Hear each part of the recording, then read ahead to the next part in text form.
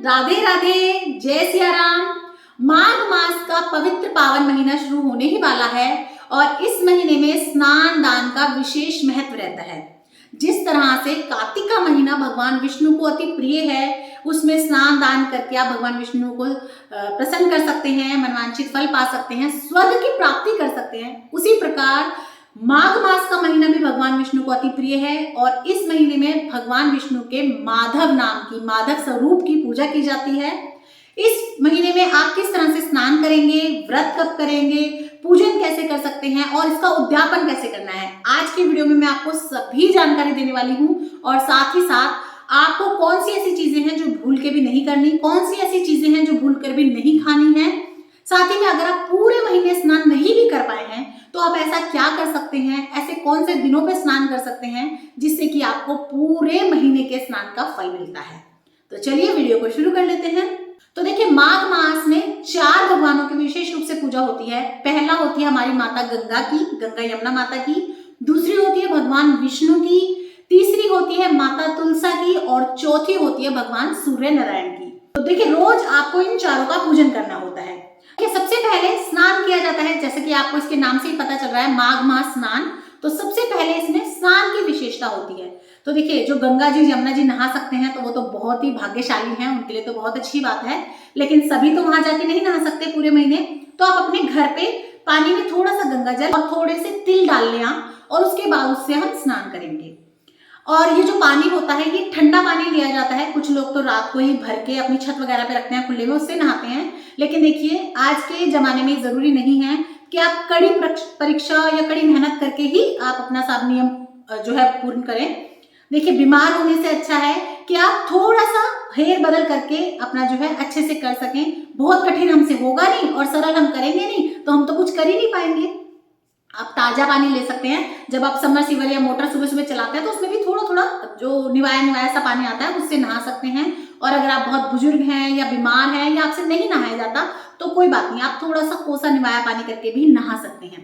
भगवान ने नहीं कहा कि बहुत ज्यादा कष्ट करके ही तुम करो, कर सकते हैं तो बहुत अच्छी बात है। लेकिन अगर नहीं कर पाते हैं तो कोई दिक्कत नहीं है, जैसा आपको सही लगे, जिस तरह से आप नियम निभा सकें, आपको नियम वैसे लेना होता है।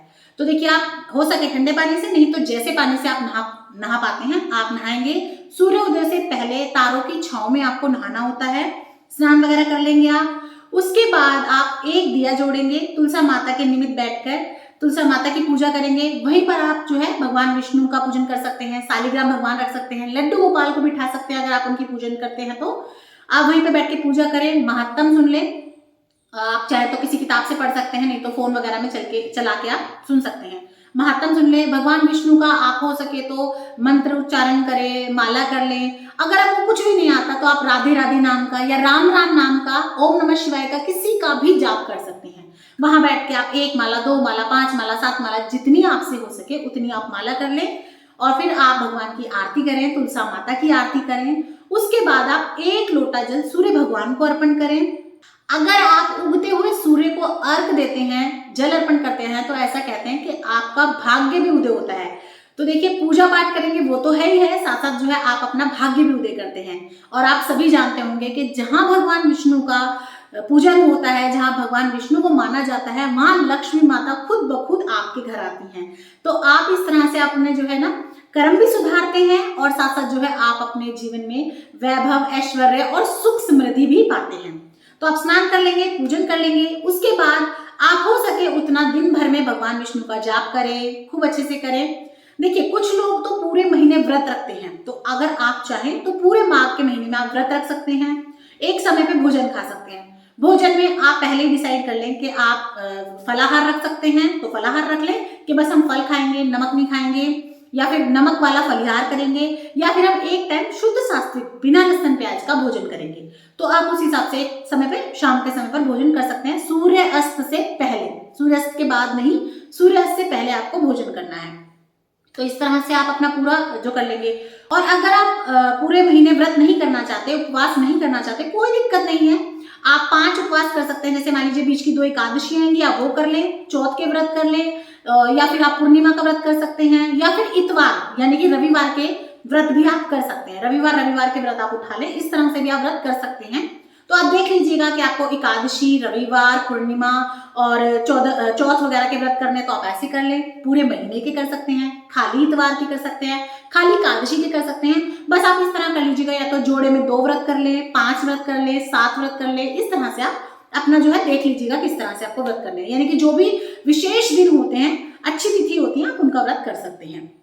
या फिर जैसे कि मैंने आपको बताया पूरे भी व्रत कर सकते हैं कि आप पूरे महीने के व्रत कर ले। उसके बाद आपको शाम को भी एक दिया जरूर से तुलसी माता के निमित्त लगाना है। तो तुलसी माता में आप जरूर से एक दीप दान करें। तो देखिए इस तरह से तो आप व्रत करेंगे पूरे महीने। और जैसे कि मैंने आपको बताया आप रविवार के व्रत कर सकते हैं। तो रविवार यानी कि संडे के अगर आप व्रत करना चाहते हैं तो उसमें आप नमक नहीं खाएंगे, वो अलूने यानी कि बिना नमक के व्रत होते हैं। तो आप ऐसा भी कर सकते हैं। और हो सके अगर आप नियम बना सके तो रोज भगवान विष्णु के मंदिर जाने का नियम आप जरूर से बनाएं। उसके बाद जब आप पूरा महीना व्रत कर लेंगे तब आपको इसका उद्यापन करना होता है। इस व्रत में देखिए तिल दान का और तिल सेवन का विशेष महत्व होता है। तो थोड़े से तिल तो आप अपने नहाने के जल में डालेंगे रोज, और हो सके तो आप कुछ तिल वगैरह को ना अपने खाने में भी जरूर ऐड करें। तिल जरूर से खाएं और तिल आपको दान भी करने हैं। देखिए माघ स्नान का जिस दिन आप उद्यापन करते हैं उस दिन आपको ना तिल दान करने होते हैं। तिल का विशेष दान किया जाता है। तो देखिए उद्यापन में आप क्या करेंगे, आप एक साड़ी ले लीजिएगा। आप चाहे तो 5 कपड़े ले लें, चाहे तो साड़ी ले लें खाली, या सूट ले लें। इसी तरह से जेंट्स के कपड़े ले लें, 5 ले सकते हैं, या खाली पैंट शर्ट ले सकते हैं। उसके ऊपर आप दक्षिणा रखेंगे, सुहाग का सामान रखेंगे, लोटा जरूर ले लें, क्योंकि स्नान दान का जब आप कोई भी उद्यापन करते हैं ना तो हमें लोटा जरूर से चाहिए होता है। लोटा ले लें, चाहे तो 5 बर्तन भी ले सकते हैं आप। कुछ दक्षिणा ले लें, खाने का सामान ले लें, जो भी आप देना चाहें। गरम कंबल, गरम कपड़े बांटने का विशेष महत्व होता है, तो आप जरूर से कुछ ऊन का जुराब, स्वेटर, शॉल कुछ जरूर से ले लें। साथ ही में आपको तिल जरूर लेने हैं। चाहे तो आप किलो, 2 किलो, 5 किलो तिल वैसे दे सकते हैं, नहीं तो आप लड्डू बना सकते हैं तिल के। इस तरह से आप इस लड्डू बना लें, एक दिन का एक लड्डू इस तरह से बना लें आप। और चाहे तो आप मावा ले आए बाजार से, जो खोया होता है उसे भून के उसमें तिल मिला के, मीठा मिला के लड्डू बांध लें। गिन करके हर एक दिन का एक लड्डू आप दान कर सकते हैं। तो इससे आपसे भूल चूक भी नहीं होगी, और माघ मास के हर एक दिन का एक आप तिल दान कर पाएंगे।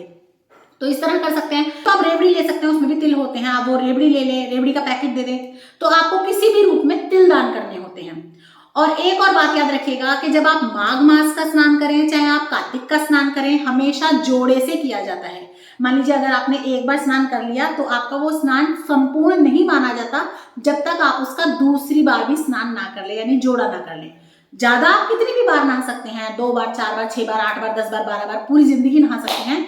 लेकिन कम से कम आपको 2 बार यानी कि एक जोड़ा तो कंप्लीट करना ही होता है।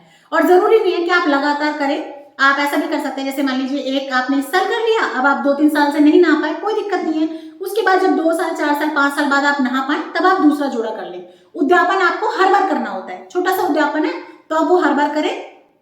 और इस तरह से आपको जोड़ा करना है। जैसे मैंने भी जब माघ स्नान किया था तो मैंने करा था 2010-11 में किया होगा मैंने।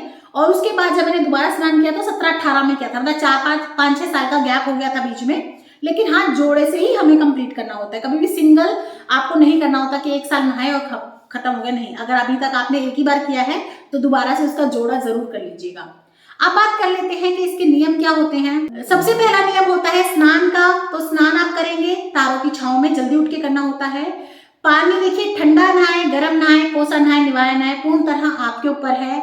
अपने आप को बहुत ज्यादा कष्ट देके, पीड़ा देके भी अगर आप कुछ कर रहे हैं, क्योंकि आजकल देखिए सभी की लाइफ में एक दूसरे से जुड़ी हुई है। घर में अगर कोई भी एक कष्ट में है, पीड़ा में है, बीमार में है, तो पूरी फैमिली उसकी वजह से जो है सर्वाइव करती है। तो इसीलिए आप ये देख के करें कि आपके कुछ भी करने से बाकी लोगों के लिए कुछ भी बेकार ना हो। तो बहुत हम कर नहीं पा रहे और थोड़ा सा हम करें नहीं, ये गलत है। जितना आपसे हो सके, जिस समय आपसे हो सके, मेरे हिसाब से वो कर लेना चाहिए। तो सबसे पहला होता है स्नान का। दूसरा होता है देखिए पाठ पूजा का, भगवान का हरि नाम का। तो माधव नाम का आप खूब जाप कीजिए।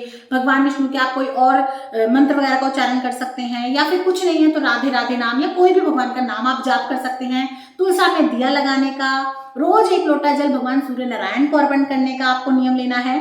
उसके बाद आपको इसका उद्यापन करना होता है। अब बात कर लेते हैं क्या चीजें हैं जो हमें बिल्कुल नहीं करनी है। तो देखिए सबसे पहली चीज कि आपको तामसिक भोजन नहीं करना है। जैसे मांस, मदिरा, शराब, ये चीजें आपको बिल्कुल नहीं खानी पीनी है। लहसुन प्याज से बना हुआ खाना नहीं खाना है। शुद्ध सात्विक भोजन आप खा सकते हैं, कुछ भी खा सकते हैं। आज लहसुन उसमें नहीं होना चाहिए। दूसरा, हो सके तो ब्रह्मचर्य का आपको पालन करना चाहिए। तीसरा, अगर हो सके तो इस महीने में मूली का त्याग किया जाता है, मूली छोड़ी जाती है। ऐसा कहते हैं कि माघ मास में ना मूली नहीं खानी चाहिए अगर आप माघ स्नान कर रहे हैं। चौथा होता है नियम इसमें कि आपको किसी की भी निंदा नहीं करनी, चुगली नहीं करनी, आपको हो सके उतना किसी की बुराई करने से बचना चाहिए। ऐसा कहते हैं जब भी आप कोई धर्म कर रहे होते हैं या फिर आपका व्रत वगैरह होता है और उस दौरान अगर आप किसी और की निंदा या चुगली करते हैं तो आपके व्रत का सारा पुण्य फल उस इंसान को मिल जाता है जिसके बारे में आप निंदा कर रहे हैं या चुगली कर रहे हैं। तो आपको ऐसा नहीं करना है। कि अगर आप पूरे महीने स्नान नहीं कर पाए हैं तब आप ऐसा क्या कर सकते हैं जिससे आपको महीने भर के स्नान का फल प्राप्त हो। तो देखिए, अगर हो सके तो आप इस पूरे महीने में एक बार तो गंगा जी में स्नान जरूर से करें, कि किसी भी पवित्र नदी में स्नान जरूर से करके आए। और अगर आप पूरे महीने में स्नान नहीं कर पाए हैं तो फिर आप त्रयोदशी, चौदस और पूर्णिमा लास्ट के 3 दिन अगर स्नान कर लेते हैं, अच्छे से पूजन कर लें, ध्यान कर लें, तो भी ऐसा कहा जाता है कि आपको इस महीने के पूर्ण स्नान का फल प्राप्त होता है। तो आप लास्ट के 3 दिन भी स्नान कर सकते हैं। उसके बाद बात कर लेते हैं, कुछ लोग पूछेंगे कि दीदी जब हमारे पीरियड्स वगैरह हो जाते हैं, तबीयत ठीक नहीं होती, तब हम क्या करें। तो देखिए, आप स्नान जरूर करेंगे। ऐसा नहीं है कि अगर आपकी तबीयत खराब है, पीरियड्स हो गए तो आप स्नान नहीं करेंगे, स्नान आप जरूर करेंगे। हाँ, आप सुबह सुबह स्नान कर लें। अगर आपके साथ कोई और पूजा करवाने वाला है, जैसे मान लीजिए घर में हस्बैंड है, बच्चे हैं, नंद है, सास है, कोई भी है जो आपकी मतलब आपके बिहाफ पे दिया जला दे, आपको महात्म सुना दे या पूजा कर दे, तो आप उनसे करवा लें। और कई बार ऐसा होता है कि कोई है ही नहीं, मेरे हस्बैंड भी नहीं कर पाते या कोई भी नहीं है, अब मैं क्या करूं। तो देखिए, उस केस में आप क्या करेंगे, अपना स्नान का नियम तो आप कंप्लीट करेंगे। आप रोज सुबह उठ के जल्दी स्नान करेंगे। और हाँ, स्नान के बाद सोना नहीं है जब तक सूर्योदय नहीं हो जाता तब तक। सूर्योदय के बाद तो देखिए अपना काम वाम निपटा के सो जाए, कोई दिक्कत नहीं है। लेकिन सूर्योदय से पहले ये नहीं कि स्नान करा फिर से रजाई में घुस गए और सो गए कि हमने स्नान करा था, ऐसा नहीं करना। आपको भगवान का नाम जाप करना है। तो आप अपना जो नियम है वो पूर्ण करेंगे, स्नान वगैरह करेंगे। दिया कोई जोड़ सके तो अच्छी बात है, बाद में जोड़ दें, नहीं तो कोई बात नहीं, आप फोन में या वगैरह में सुन सकते हैं, उसका महात्म सुन ले। सुनने में कोई दिक्कत नहीं है। अगर आपको खुद से कोई मुंह जवानी बोल के सुना सकता है किताब में से पढ़ के तो अच्छी बात है, नहीं तो आजकल यूट्यूब है, गूगल है, इतनी सारी प्लेटफॉर्म्स हैं जहाँ पे आपको जो है बस आप बटन दबाएंगे और सामने से कोई भी महात्म सुना देगा। चाहे तो आप मेरे चैनल पे जाके भी सुन सकते हैं, तो आप वहां से महात्म सुन ले, महात्म का आप अपना कंटिन्यू रखेंगे, कहानी सुन ले, भगवान का आप नाम जाप कर सकते हैं। आपको नाम जाप करने में कोई दिक्कत नहीं है, इस तरह से कर ले। माला वगैरह को हाथ नहीं लगाते हैं आप, लेकिन अब जैसे अंदरूनी से जो जाप करते हैं ना वो आप कर सकते हैं। और उसके बाद आप इसका उद्यापन कर देंगे, उद्यापन भी मैंने आपको बता दिया है। तो देखिए, इस तरह से आप माघ मास का स्नान कर सकते हैं, नियम ले सकते हैं, मैंने आपको डिटेल में बता दिया है।